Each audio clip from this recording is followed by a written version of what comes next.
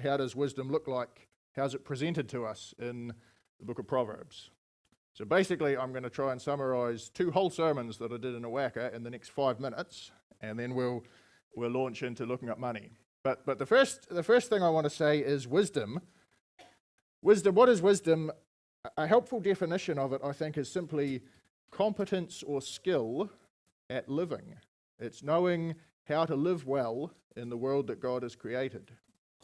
I'll just dig into that a tiny bit more, because often we think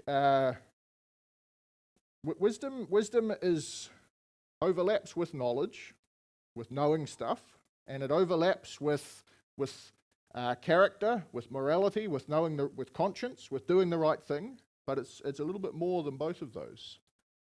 Let me give you an illustration. If you're a farmer, as some of you are, and it's coming up, it's coming through winter, coming towards lambing, you might be thinking about giving your sheep a clostridial vaccine. To make that decision well, you really just need knowledge. Should I do a 5-in-1? Should I do a 7-in-1? Should I do one with added selenium? You really just need to know how much they cost, what your sheep need, what the benefits are. Knowledge is enough to make that decision. What vaccine should I give my pregnant ewes? But then imagine as you're going through and vaccinating them, you find some of your neighbour's sheep, which are the same breed as yours and look very similar, in amongst yours. Now, hopefully it's not much of a choice, but technically you have a choice. Do you cut the tags out and just leave them, or do you take them back? Well, that's where you need conscience. You need character. You need to know the difference between right and wrong and be able to do it. But now imagine as well that this isn't the first time or even the second or the third time that your neighbour's sheep have come through the fence, and the boundary fence has kind of had it. And you've said, and the sheep always come one way, they seem to come through and not go back.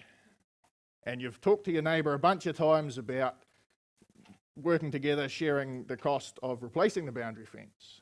But he refuses, flat out refuses. Now, how are you going to deal with this situation? Are you just going to leave it, let the sheep come through occasionally? Are you going to go to him and insist, look, we are going to replace the boundary fence and you have an obligation to pay half? Are you just going to wear the cost of it yourself? Any of those responses potentially could be an acceptable one. It takes wisdom to navigate the complexities of life.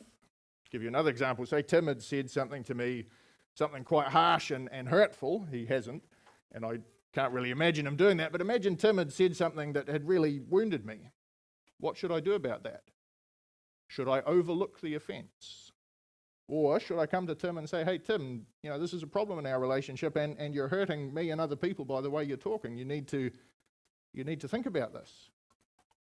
Easy enough to find verses in the Bible that would justify either course of action. It takes wisdom to understand how to deal with complex situations in life. It's not just knowing stuff. It's not just knowing right from wrong. It's the ability to put those things together and live well in the sight of God. And Proverbs is a book in the Bible that's devoted to wisdom, to the subject of wisdom. And the wisdom primarily comes to us in the form of Proverbs, unsurprisingly.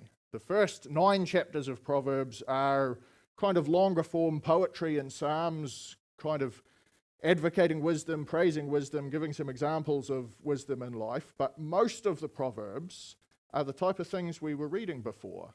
Very short, 2-line little verses that are just discrete ideas on their own. And the next one is often on a completely different subject. And so from Proverbs 10, most of the way to 29, mostly you just have these short little bite-sized proverbs.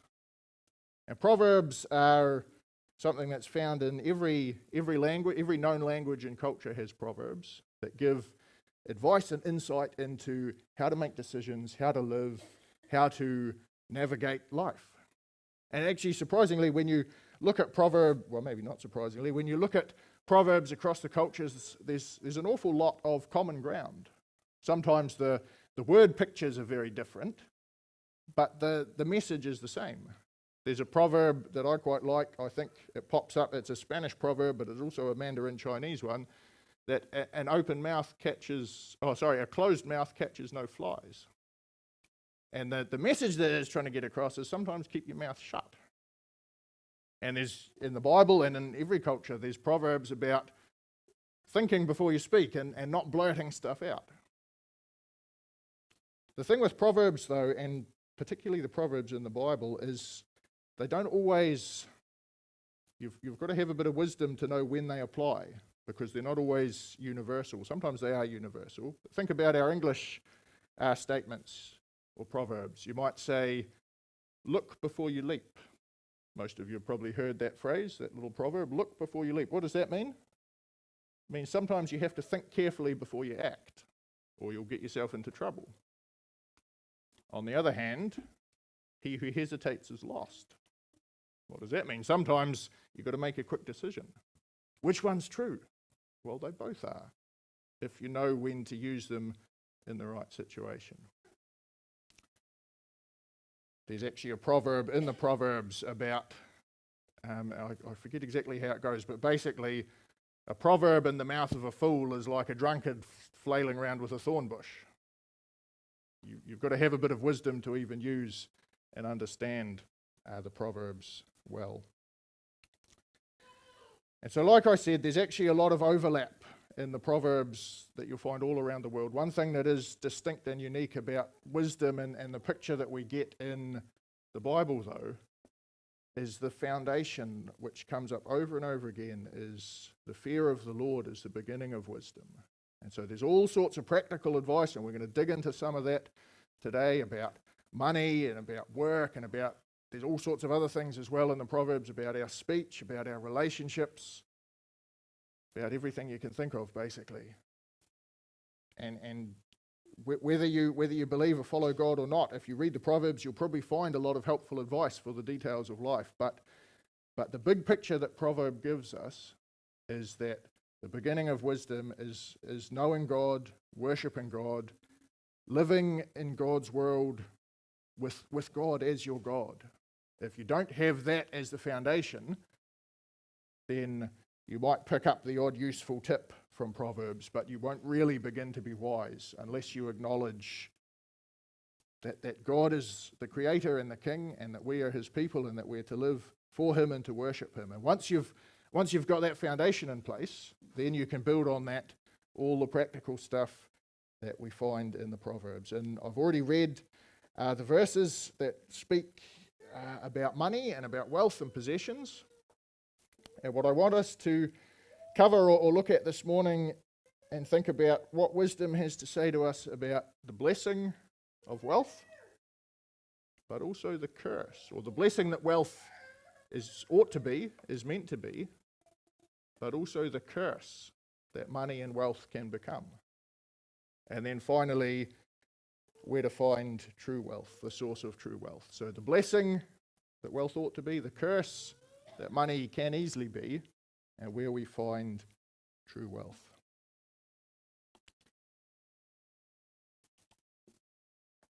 If you read Proverbs 8, which is a really good chapter to get into, sort of dig into the beginning of Proverbs, the main themes of wisdom, you'll see something that's kind of unique among ancient writings and religions, is that Proverbs and the Bible in general has a unique perspective on the physical, material world.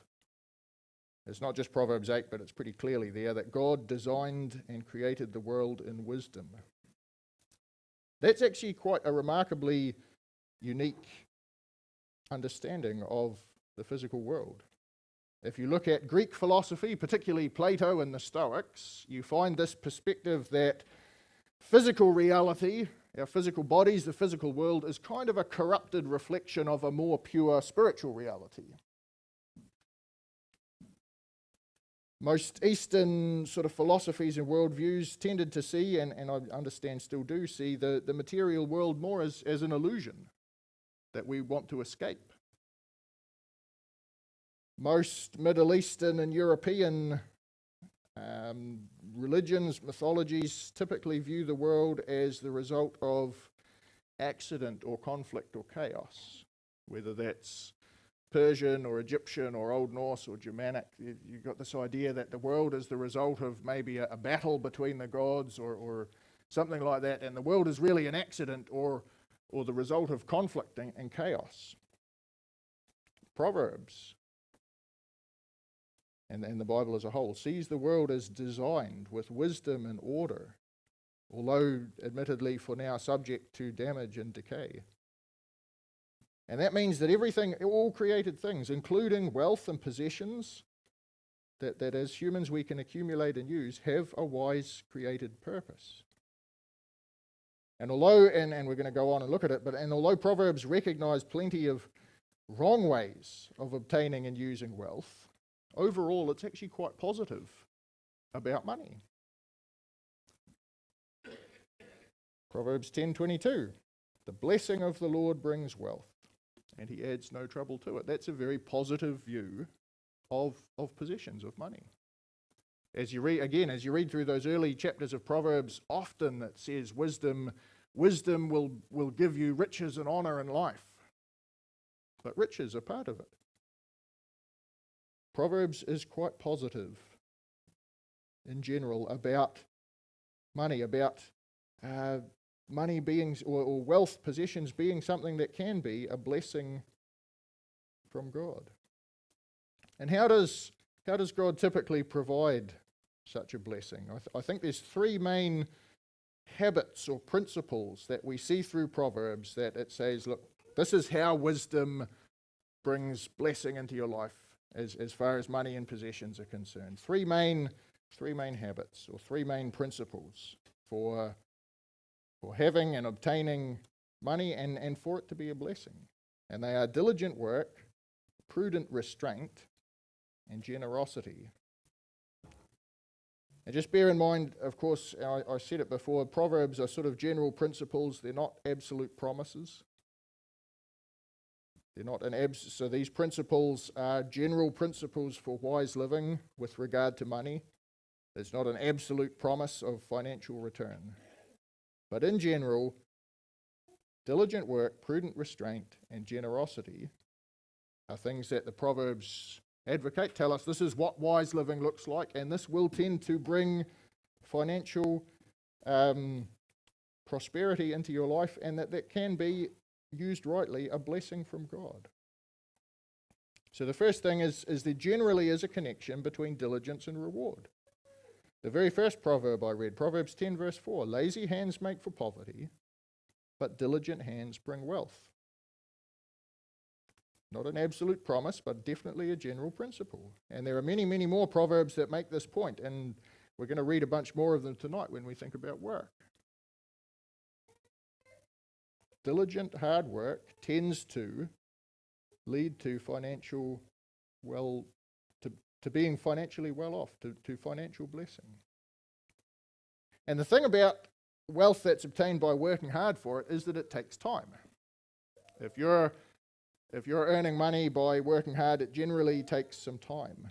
And that's actually one of the blessings of it. The patience and perseverance that are required to keep on working hard, to be diligent in our work, helps to build the character necessary to manage money well. It also actually helps to give you a sense of achievement and worth and gratitude. We often savour the things that we've had to strive for, more than the things that we get without putting any effort in.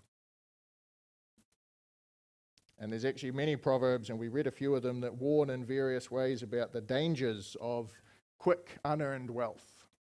It warned about don't be eager to get rich. And there's a couple of reasons for that. And that ties into the prudent restraint, the second thing as well. Because if you're eager to get rich, if you're desperate for money, if money is your main focus, you tend to, or you're far more likely to make risky or foolish financial decisions that will actually hurt your wealth in the long run. So prudent restraint means being willing to be patient, willing to gather money little by little and make it grow, rather than some of the other proverbs that spoke about putting up security for a stranger, which I think means investing in a risky prospect that could easily cost you all the money that you've put into it. The other part of prudent restraint is learning to be controlled with what you spend, which is the point. There was a proverb there that I read about not being overly fond of wine and olive oil. Doesn't necessarily mean you can't have wine or olive oil, but basically if you get a taste for luxury, if you consistently live beyond your means generally shrink. Again, this is just sound financial advice. So diligent hard work, prudent restraint, self-control, and counterintuitively perhaps generosity. Being ready and willing to share with those in need is another wise practice on the path of financial blessing. One person gives freely yet gains even more. Another withholds unduly but comes to poverty. A generous person will prosper. Whoever refreshes others will be refreshed. You see, a big part of the secret, or a big part of the message of wisdom with learning to be wise with money, is learning not to make it your main priority. And ironically, you're far more likely to make good financial choices if money's not your main priority than you are if you're eager to get rich. And also, you're far more likely to be rich in relationships and rich in character if money isn't your main priority, if generosity is one of the things that you do make a part and a habit of your life. A faithful person, Proverbs 28:20 says, will be richly blessed, but one eager to get rich will not go unpunished. Probably alongside generosity, I probably could have added contentment as well. And there's a whole bunch of proverbs that go with contentment. The point is that these things I've just been talking about, working hard, prudent restraint, generosity, these aren't an absolute guarantee of vast wealth, but almost always in life they will increase what you have, and crucially they will help whatever God blesses you with, whatever money and possessions you have, to be a blessing rather than a curse. If you can work hard for what you have, if you can be self-controlled and restrained in how much you indulge, if you can be generous with what God's blessed you with, if you can be content with where you're at, then the money that you do have, the possessions that you do have, whatever you have, is very likely to be a blessing in your life. That is what the Proverbs are trying to teach us. If we can treat money not as our main priority, but something that we're willing to work hard for when we need to, something that we're willing to forego the pleasures of when we need to, something that we're willing to be generous with and content with what we have, then we can actually increase in wealth and it be a blessing to us and to others, rather than it being a curse. Because that's the other thing, the other side of this is money can absolutely be a curse. Proverbs recognizes that money has a dangerous spiritual power, especially to those who make it their main goal, to make it the thing that is most important in their lives. Or to those who go about getting it without the character-building discipline of hard work and patience.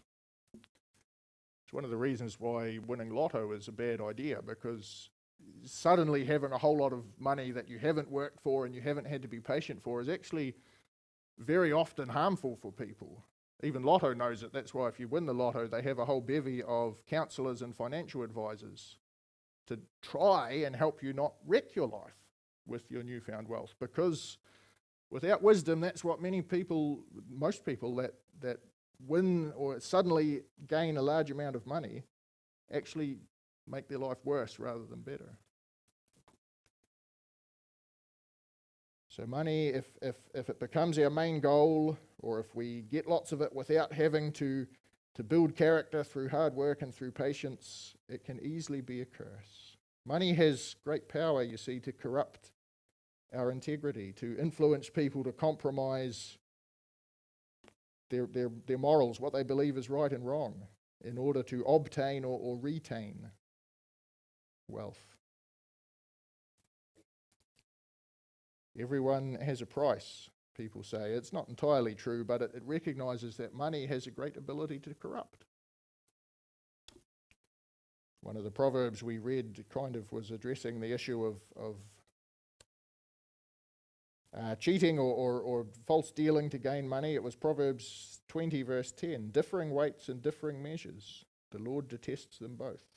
That's a period accurate picture of dishonest business practices, that people are cheating to obtain more. So basically imagine you've got in your bag, you've got two different scoops. One's a 0.9 litre and one's a 1.1 litre scoop. And so when you go and buy grain off someone to make flour, to make bread, if you're buying, you try and use your scoop, not theirs, and you use your 1.1.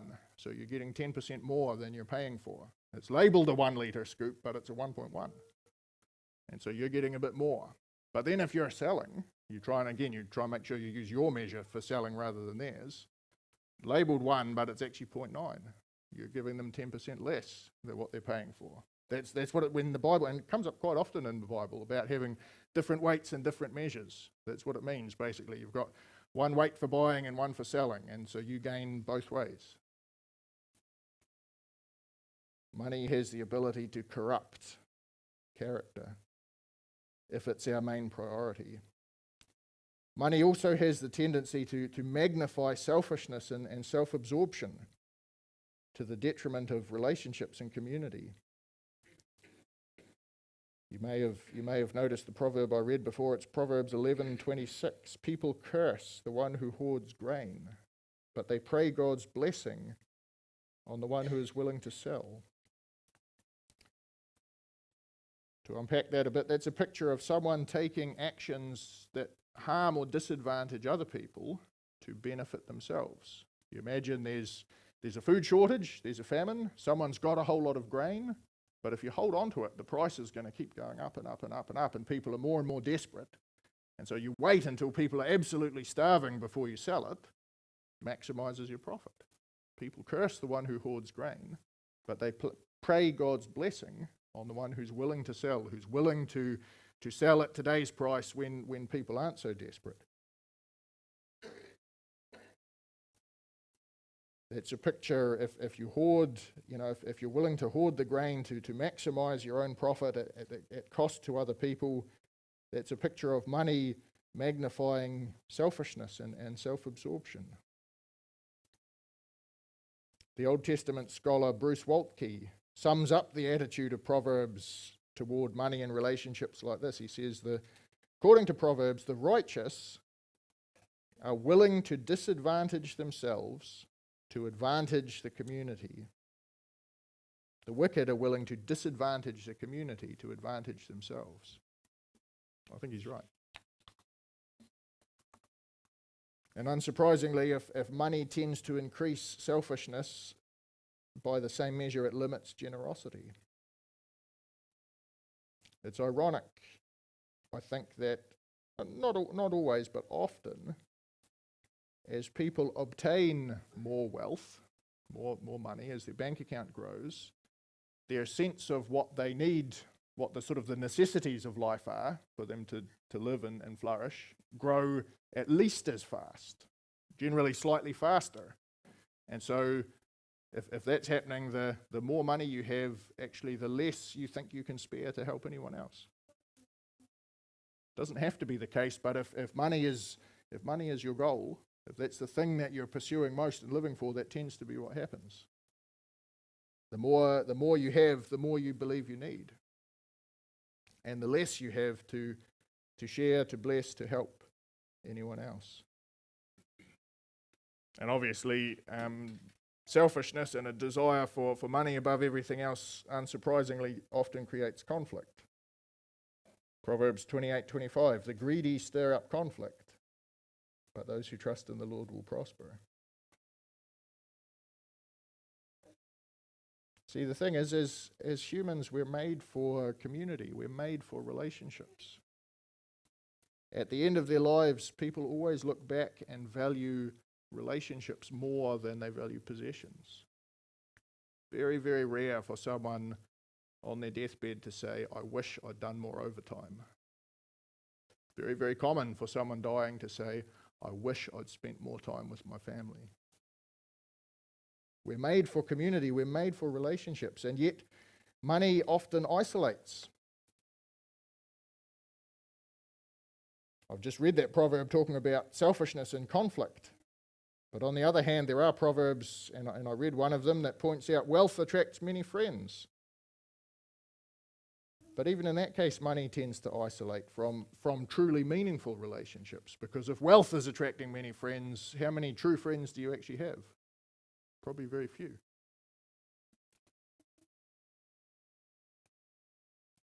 So money is powerful. Money in the wrong place in our hearts is powerful at corrupting our integrity. It's powerful at isolating us.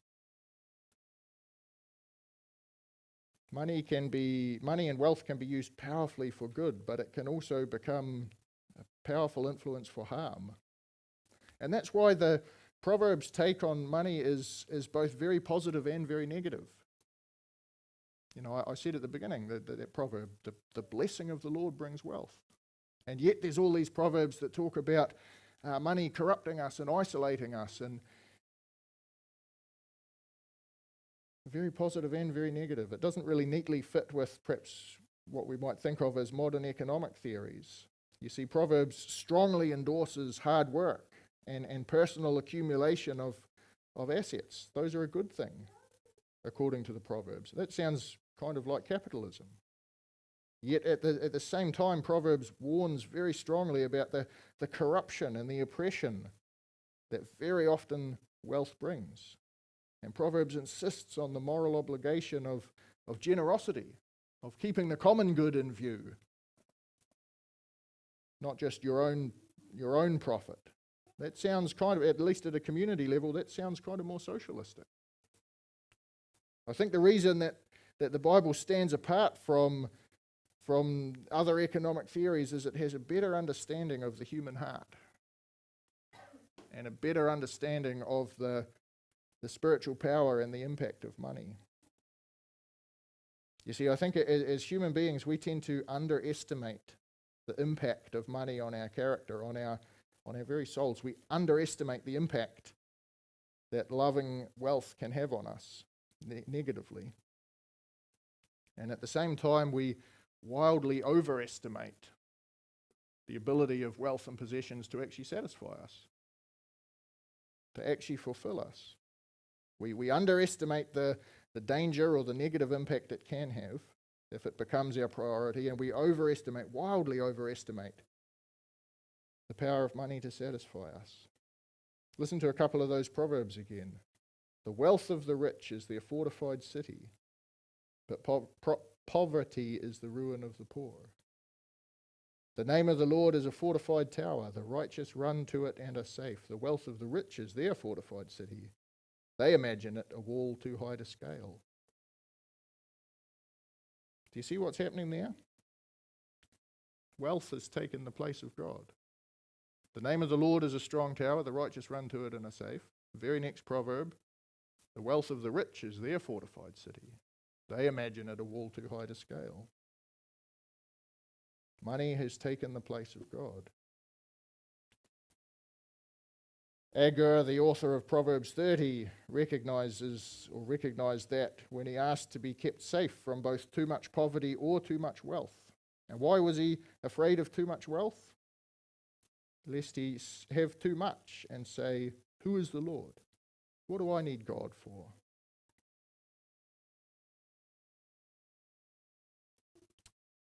Tim Keller, the late Tim Keller, who was pastor of Redeemer Church in New York, made the comment that instead of asking ourselves whether we have a problem with money, we should ask ourselves which form our problem with money takes. And I think that's probably a fair comment, because it tends to be one of two things. Do we hope or think that having money, earning money, succeeding financially, the things that money can buy us will make us significant, will make us important, will give us a sense of meaning, a sense of purpose, will give us recognition? Do we look to money for that? Or do we think that our savings, our insurance policies, whatever, will protect us from harm? Will keep us safe? We've got money, so we don't have to worry. We're secure. Probably more than anything else, because it gives us access to all the other things, money offers us either significance on the one hand or security on the other without God, at least for a time. Money and accumulating money and having money or having the stuff that money gets makes us feel significant. That's one way that we can have a problem with money. That's where our sense of worth or our sense of whatever comes from. But on the other hand, if you're perhaps a more anxious disposition, it offers security. Everything's going to be okay because I've got enough to deal with whatever problems come up. But it's not the impregnable fortress that we might imagine. And that's lastly where we need to think briefly about the source of true wealth. See, because money, when it becomes the most important thing in our lives, it absolutely tends to be our source of either significance or security or both.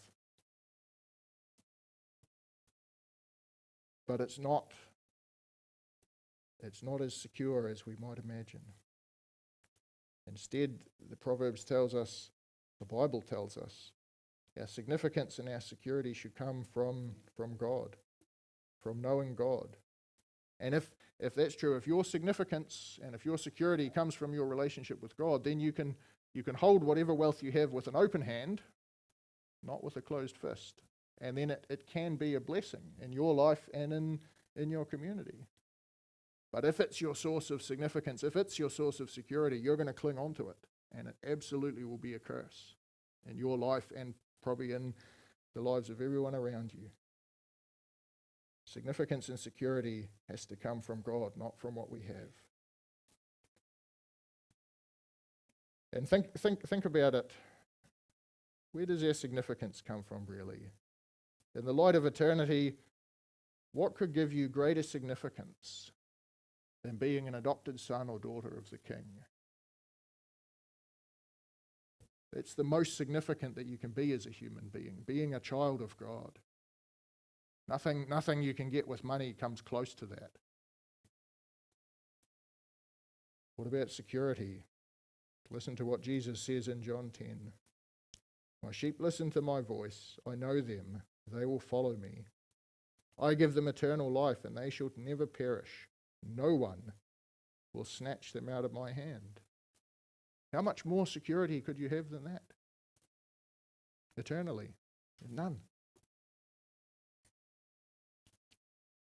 The source of true wealth is not in money.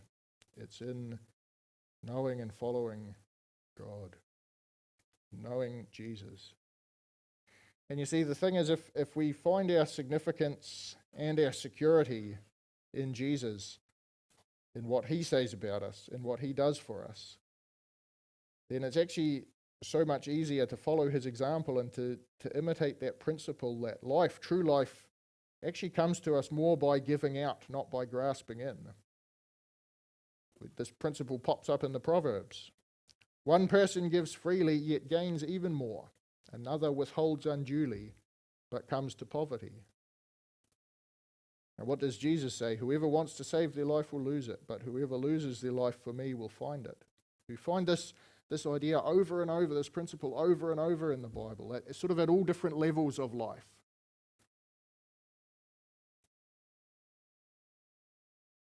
We gain by giving and we lose by grasping. Another theme that comes up in the Proverbs is pride. And when you pick out and think about, ponder all the Proverbs about pride, you see that making everything about me shrinks life down very small.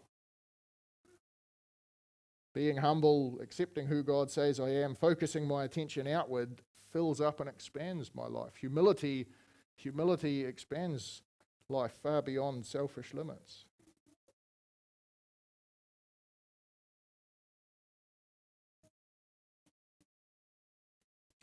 In the American Declaration of Independence, famously, it begins by speaking of life and liberty and the pursuit of happiness.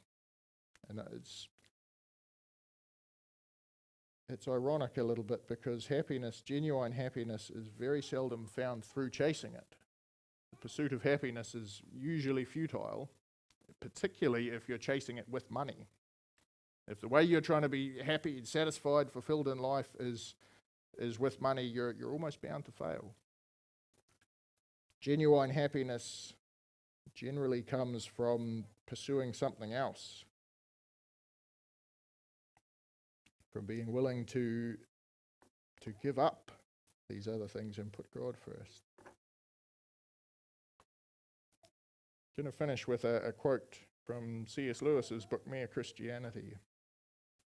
He says, "Give up yourself and you will find your real self. Lose your life and you will save it. Submit to death of your ambitions and favourite wishes every day, and death of your whole body in the end. Submit with every fibre of your being and you will find eternal life. Keep back nothing. Nothing that you have not given away will ever be really yours. Nothing in